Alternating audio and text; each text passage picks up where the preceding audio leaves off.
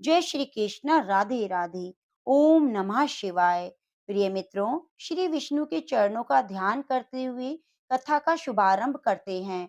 प्राचीन समय में आर्यव्रत में दिग्विजय नामक एक राजा था। राजा दिग्विजय अपनी प्रजा के सुख दुख का बहुत ध्यान रखता।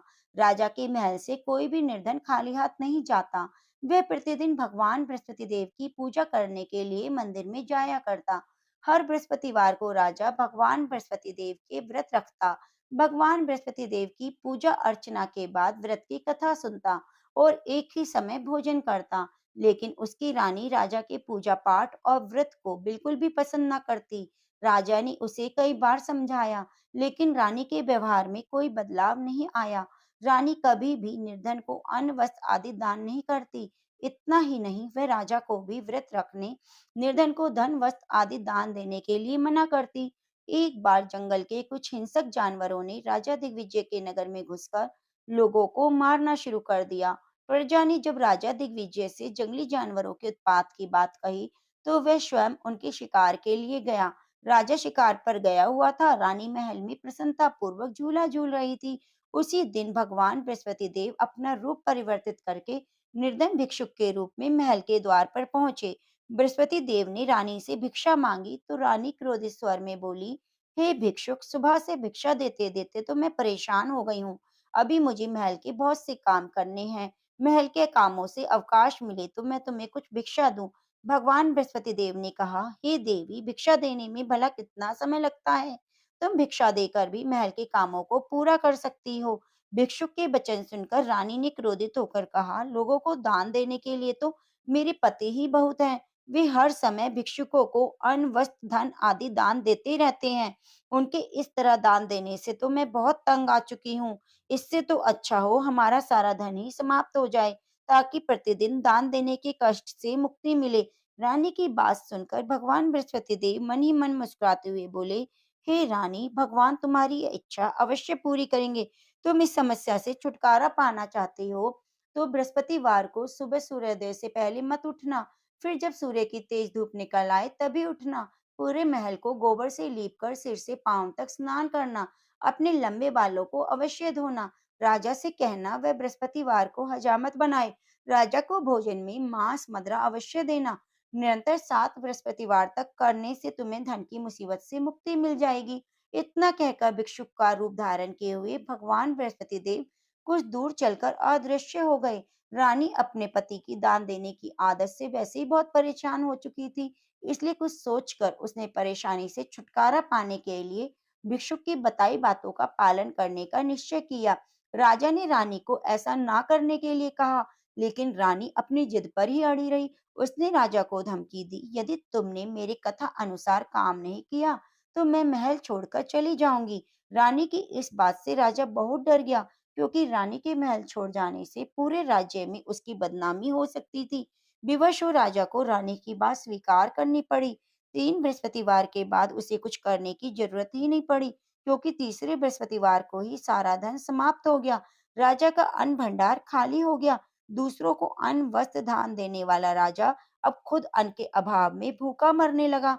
उस समय राजा ने अपनी रानी से कहा, रानी, अब मैं इस नगर में नहीं रह सकता। यहाँ तो हम किसी से भिक्षा भी नहीं मांग सकते। इससे हम अपमानित होंगे। मैं परदेश जा रहा हूँ। वहाँ कोई काम धंधा करूंगा। शायद हमारे भाग्य बदल जाए।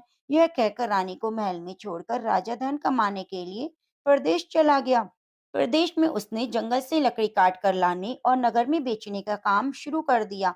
इधर रानी को कई कई दिन तक खाने को कुछ नहीं मिलता। रानी अपने अच्छे दिनों को याद करके आंसू बहाती रहती थी।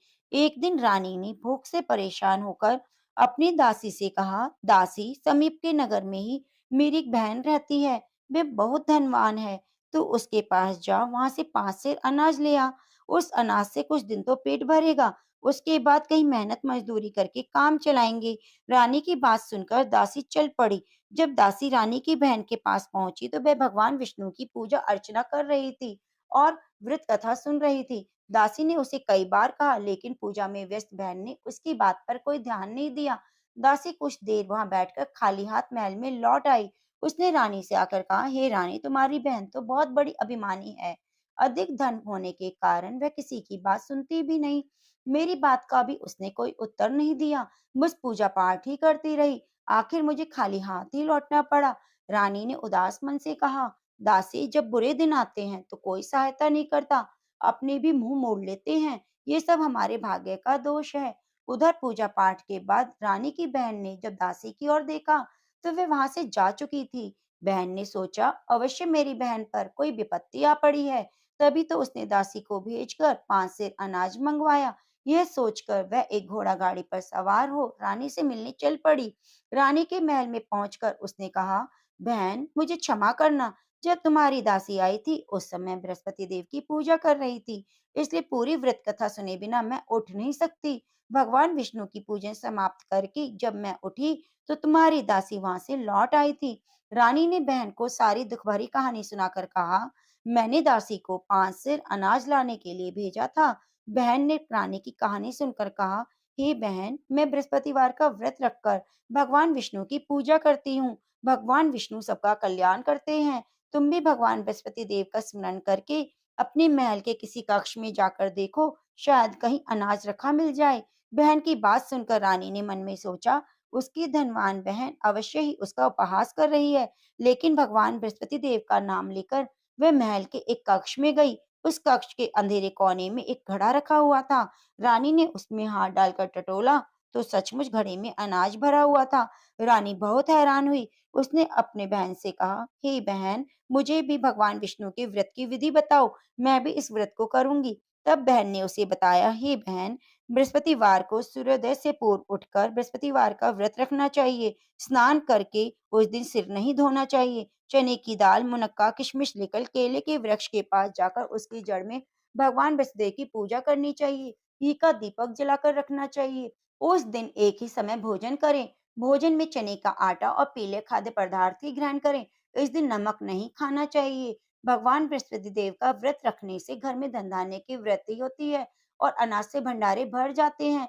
लक्ष्मी का वास होता है। इस व्रत के विधिवत करने से निसंतान को संतान प्राप्त होती है। बहन के वचन सुनकर रानी ने तुरंत ही भगवान बृहस्पति देव का व्रत रखने का निश्चय किया। 7वें दिन जब बृहस्पतिवार आया तो रानी ने बृहस्पतिवार का व्रत रखा। कहीं से मांगकर उसने चने और गुड़ का प्रबंध किया। चने की दाल से केले की जड़ में भगवान विष्णु का पूजन किया और घी का दीपक जलाकर भगवान बृहस्पति देव की पूजा की। रानी भगवान विष्णु के भोग के लिए पीले अन्न का कहीं से प्रबंध ना कर सकी। वे मन ही मन परेशान होने लगी। उधर भगवान बृहस्पति देव रानी के विधिवत व्रत रखने के कारण उससे बहुत खुश हुए और अपना रूप परिवर्तित करके 2 थालियों में पीला भोजन लेकर रानी के घर पहुंचे। भगवान बृहस्पति देव ने दासी से कहा, हे दासी, मैं तुम्हारी रानी के लिए व्रत का पीला भोजन लाया हूँ। भोजन देकर वह चले गए। दासी ने रानी से भगवान बृहस्पति देव को भोग लगाकर उसे भोजन करने के लिए कहा। रानी को कुछ पता नहीं था। वे दासी से बोली, दासी, क्यों निर्धनता पर मेरा उपहास करती हो? तब दासी ने कहा, अभी अभी कोई आदमी मुझे 2 थालियों में पीला भोजन देकर गया है। वेशभूषा से तो मुझे कोई पुजारी लगता था। रानी ने बृहस्पति भगवान को भोग लगाया, फिर बचा हुआ भोजन दासी के साथ बैठकर ग्रहण किया। रानी प्रत्येक बृहस्पतिवार को विधिवत व्रत रखकर भगवान विष्णु की पूजा करने लगी। रानी के व्रत रखने से भगवान बृहस्पति देव बहुत खुश हुए और रानी के घर में धन की वर्षा होने लगी। कुछ ही दिनों में रानी के पास काफी धन एकत्रित हो गया। उसके अन्न के भंडार भी भर गए। इतना सब कुछ होने से रानी पहले की तरह आलसी और अभिमानी हो गई। एक दिन रानी ने किसी भिक्षुक को आलस्य के कारण खाली हाथ लौटा दिया। तो दासी ने कहा, रानी जी, आप फिर पहले की तरह धन संपत्ति पाकर आलसी हो गई हो। निर्धन को अपने द्वार से खाली हाथ लौटाना अच्छा नहीं होता। भगवान बृहस्पति देव की अनुकंपा से हमें अत्यधिक धन और अन्न मिला है, इसलिए आलस्य छोड़कर हमें निर्धनों को दिल खोलकर दान देना चाहिए। दान देने से आपके परिवार का नाम होगा और भगवान बृहस्पति देव प्रसन्न होकर आपका कल्याण करेंगे। दासी की बात सुनकर रानी ने निर्धनों को फिर से दान देना शुरू कर दिया। कई निर्धन ब्राह्मणों को धन देकर उनकी कन्याओं के विवाह में सहायता की। रानी की सब जगह प्रशंसा होने लगी। धन संपत्ति मिलने के बाद रानी को राजा की याद सताने लगी। रानी ने एक दिन दासी से कहा, दासी, पता नहीं स्वामी प्रदेश में किस हाल में होंगे, मुझे उनका पता लगाना चाहिए। रानी ने पूजा के समय भगवान बृहस्पति देव से प्रार्थना की, उसके पति को जल्दी घर लौटने का स्मरण कराएं। उसी रात भगवान बृहस्पति देव प्रदेश में रह रहे राजा दिग्विजय के स्वप्न में आकर बोले, हे राजन, तुम अपने नगर को लौट जाओ, तुम्हारी रानी तुम्हें याद कर रही है। राजा सुबह उठकर लकड़ियां काट कर लाने के लिए जंगल की ओर चल पड़ा। जंगल से गुजरते हुए वह सोचने लगा कि रानी की गलती से उसे कितने दुख भोगने पड़े हैं। राजपाट छोड़कर प्रदेश में आकर रहना पड़ा। जंगल से लकड़ियां काटकर नगर में बेचकर गुजारा करना पड़ा। उसी समय भगवान बृहस्पति देव एक सन्यासी के वेश में राजा के पास पहुंचे। भगवान ने राजा से पूछा, हे लकड़हारे, तुम किस चिंता में डूबे हुए हो? राजा ने दुखी मन से अपनी सारी बात उस सन्यासी को बताई। उसकी कथा अनुसार सन्यासी ने कहा, हे लकड़हारे, तुम्हारी पत्नी ने भिक्षुक को धन नहीं देने के कारण आलस्य किया था। इससे भगवान बृहस्पति देव क्रोधित हो गए और क्रोधित होने से तुम्हारी ऐसी हालत हुई है। लेकिन अब चिंता करने की बात नहीं, तुम घर लौटकर भगवान बृहस्पति देव का व्रत रखना आरंभ कर दो।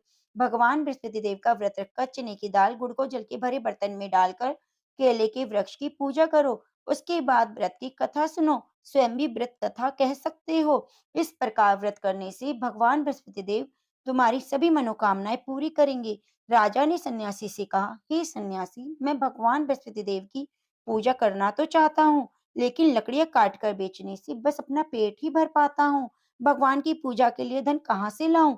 राजा की बात सुनकर सन्यासी का रूप धारण किए भगवान बृहस्पति देव ने कहा, भगवान बृहस्पति देव का स्मरण कर तुम जंगल से लकड़ियां काटना, उन्हें नगर में ले जाकर बेचना। तुम्हें इतना धन मिल जाएगा कि तुम अपने भोजन के साथ गुड़ और चने भी खरीद सकोगे। यह कहकर सन्यासी ने भगवान बृहस्पति देव की कथा लकड़हारे को सुनाई। प्राचीन समय में बसंतपुर नगर में एक निर्धन ब्राह्मण रहता था। ब्राह्मण की कोई संतान न थी। उसकी पत्नी बहुत ही फूहड़ औरत थी। वह सुबह काफी धूप निकलने के बाद उठती, प्रतिदिन स्नान भी नहीं करती, भगवान की पूजा करने की कभी सोचती भी नहीं। सुबह उठते ही पहले भोजन करती। घर में सफाई करना उसे बिल्कुल पसंद नहीं था। ब्राह्मण अपनी पत्नी के इस आचरण से बहुत दुखी रहता। भगवान की अनुकंपा से ब्राह्मण की पत्नी गर्भवती हुई। उसने 10वें महीने में एक सुंदर कन्या को जन्म दिया। निर्धन ब्राह्मण कन्या के जन्म से बहुत दुखी हुआ। धीरे धीरे ब्राह्मण की कन्या बड़ी होने लगी। बचपन से ही उस कन्या की रुचि भगवान विष्णु की पूजा में थी। वे प्रातः उठते ही स्नान करके भगवान विष्णु की पूजा के लिए मंदिर जाती। बृहस्पतिवार का व्रत रखकर विधिवत पूजा पाठ करती। फिर पढ़ने के लिए पाठशाला जाती।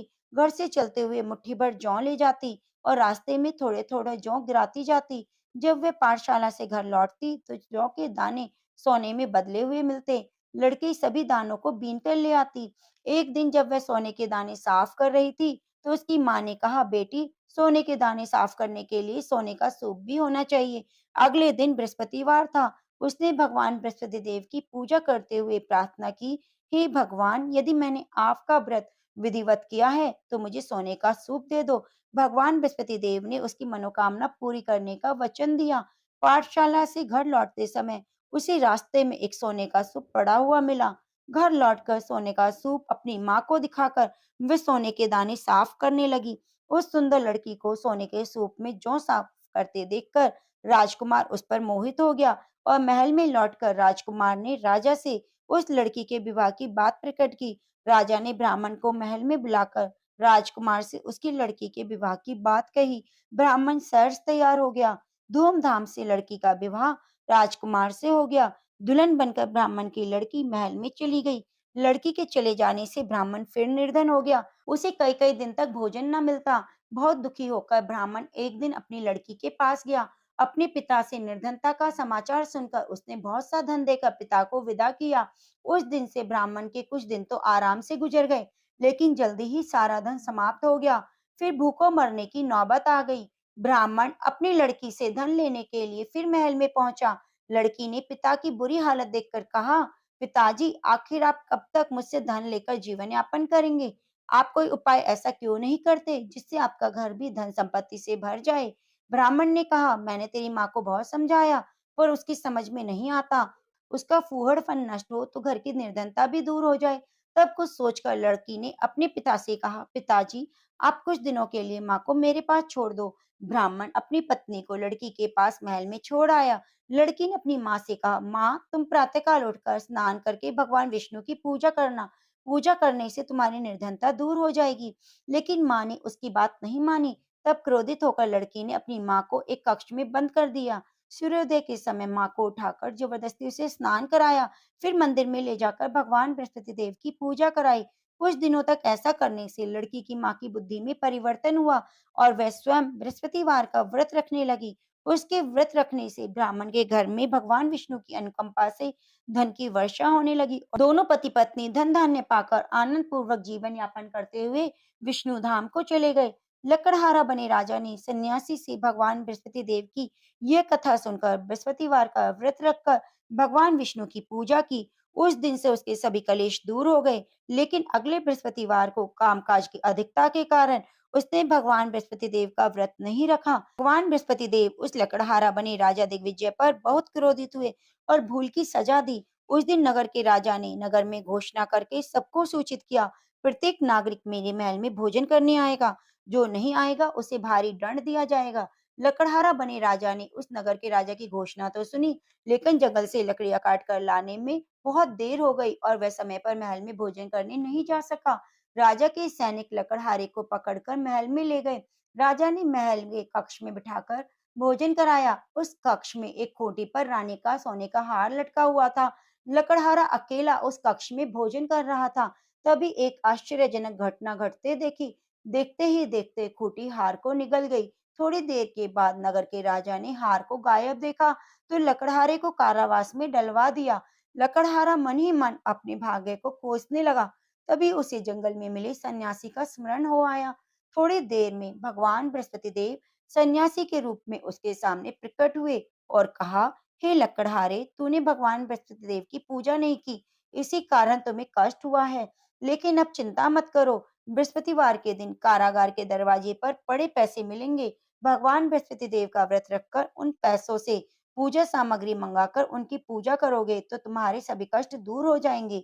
बृहस्पतिवार के दिन दरवाजे पर पड़े पैसों से चने और गुड़ मंगाकर लकड़हारे ने बृहस्पतिवार की कथा सुनाई तो भगवान बृहस्पति देव ने प्रसन्न होकर उस नगर के राजा को स्वप्न में लकड़हारे को कारागार से मुक्त करने को कहा। सुबह राजा ने अपने कक्ष में जाकर देखा तो खूंटी पर रानी का हार मिल गया। राजा ने लकड़हारे को मुक्त कर दिया और बहुत सा धन आभूषण देकर विदा किया। लकड़हारा बना राजा उस नगर से चलकर अपने नगर में पहुंचा और उस नगर में कुएं, धर्मशालाएं, बाग बगीचे देखकर बहुत खुश हुआ।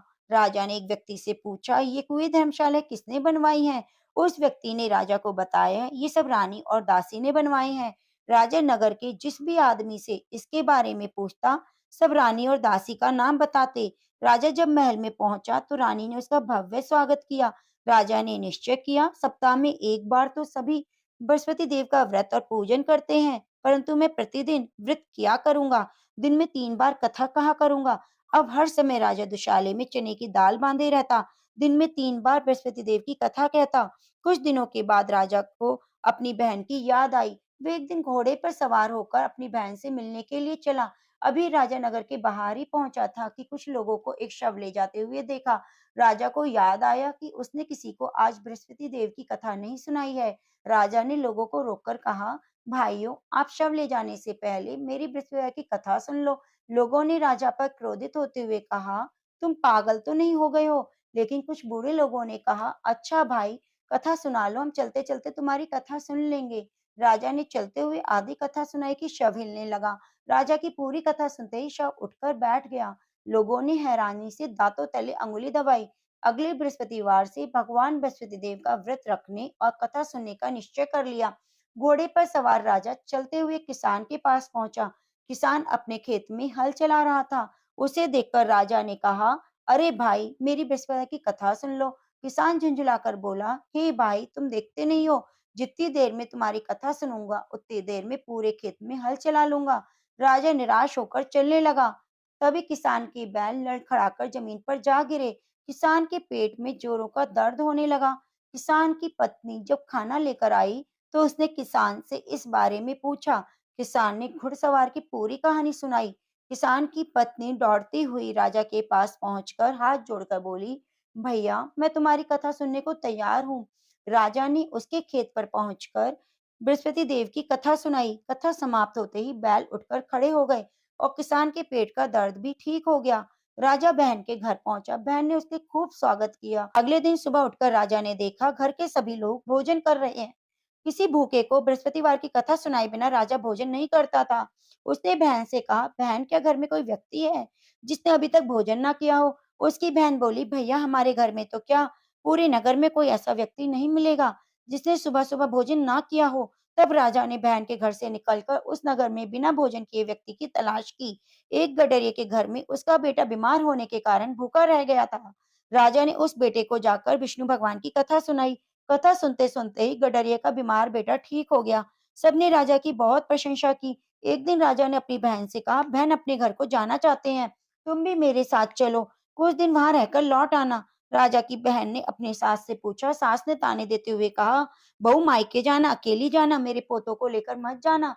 तुम्हारे भाई के कोई संतान नहीं है, कहीं तुम्हारी भाभी मेरे पोतों पर कोई जादू टोना ना कर दे। दूसरे कक्ष में बहन की सास की बात सुनकर राजा बहुत दुखी हुआ, अकेला ही अपने नगर को लौट पड़ा। जब वह अपने नगर पहुंचा तो रानी ने राजा से कहा, आप तो अपनी बहन को लाने गए थे, फिर बहन को क्यों नहीं लाए? राजा ने दुखी होते हुए कहा, रानी हम निसंतान हैं, हमारे घर कोई आना पसंद नहीं करता। रानी ने राजा को समझाया, हे प्राणनाथ, हमें बृहस्पति देव ने सब कुछ दिया है, अब भगवान बृहस्पति देव हमें संतान भी अवश्य देंगे। बृहस्पतिवार को विधिवत व्रत रखते हुए राजा रानी ने भगवान बृहस्पति देव से संतान के लिए प्रार्थना की। कुछ दिनों के बाद उन्होंने स्वप्न में दर्शन देते हुए कहा, हे राजन, तेरी मनोकामना पूरी होगी। एक सप्ताह बाद रानी गर्भवती हुई। 10वें महीने के आरंभ में रानी ने एक सुंदर पुत्र को जन्म दिया। राजा रानी जीवन पर्यंत भगवान बृहस्पति देव का व्रत रखते रहे। उनके घर में धन की वर्षा होती रही। आनंद पूर्वक जीवन यापन करते हुए राजा रानी भगवान बृहस्पति देव की अनुकंपा से मोक्ष को प्राप्त कर सीधे बैकुंठ धाम पहुंच गए। बृहस्पतिवार को विधिवत व्रत रखकर जो स्त्री पुरुष भगवान विष्णु की पूजा करते हैं, भगवान उनकी सभी मनोकामनाओं को अवश्य पूरा करते हैं। प्रेम से बोलो, ओम नमः शिवाय। ओम नमो भगवते वासुदेवाय नमः। शांतिकारं भुजंगशयनं पद्मनाभं सुरेशं विश्वधारं गगनसदृशं मेघवर्णं शुभांगं लक्ष्मीकान्तं कमलनयनं योगिविधानगम्यं वन्दे विष्णुं भव्यहरणं सबलोकैकनाथं। जय श्री कृष्ण, राधे राधे। ओम नमो भगवते वासुदेवाय नमः। मित्रों, अब श्रवण करते हैं बृहस्पति देव की आरती। जय बृहस्पति देवा स्वामी, जय बृहस्पति देवा, छिन छिन भोग लगाओ कदली फल मेवा। ओम जय बृहस्पति देवा, तुम्हें पूर्ण परमात्मा, तुम्हें अंतर्यामी स्वामी, तुम्हें अंतर्यामी, जगत पिता जगदीश्वर, तुम सबके स्वामी। ओम जय बृहस्पति देवा, चरणामत निज निर्मल, सभी पातकी हरता स्वामी, सभी पातकी हरता, सकल मनोरथ दायक, कृपा करो भरता। ओम जय बृहस्पति देवा, तन मन धन अर्पण कर, जो जन शरण पड़े प्रभु, जो जन शरण पड़े प्रभु, प्रकट तभी होकर आकर द्वारे खड़े। ओम जय बृहस्पति देवा, दीन दयाल दयानिधि, भक्तन हितकारी स्वामी, भक्तन हितकारी, पापी दोष सभी हरता, भव बंधन हारी।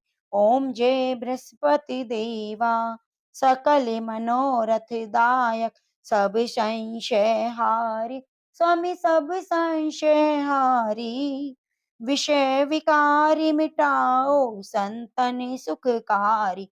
ओम जय बृहस्पति देवा, जो कोई आरती तेरी प्रेम सहित गावे स्वामी, प्रेम सहित गावे, जेठानंद आनंद का सो निश्चय पावे। ओम जय बृहस्पति देवा। प्रेम से बोलो भगवान विष्णु की जय, बृहस्पति भगवान की जय। प्रिय मित्रों, उम्मीद करूंगी आपको यह कथा पसंद आई होगी। भगवान विष्णु की अनुकंपा आप पर सदा सदैव के लिए बनी रहे। आप हमारे चैनल को सब्सक्राइब जरूर कीजिए और बेल आइकन को दबाना ना भूलें।